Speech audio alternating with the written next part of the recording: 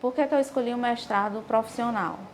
Porque eu queria fazer um produto que pudesse ser voltado para a população do meu território, algo que trouxesse algum benefício para essa população.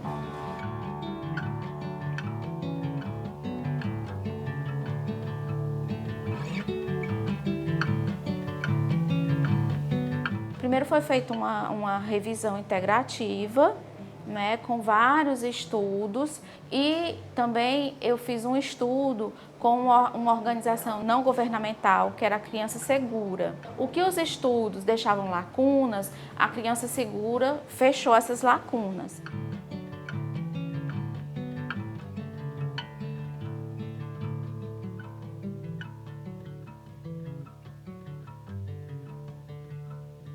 A gente trabalha basicamente com prevenção e promoção da saúde, né? Esse é o papel da estratégia de saúde da família. E o álbum seriado, essa estratégia de uma tecnologia educativa é essa, é de prevenir antes que o acidente aconteça. Eu percebo que as mães estão mais conscientes nesse aspecto.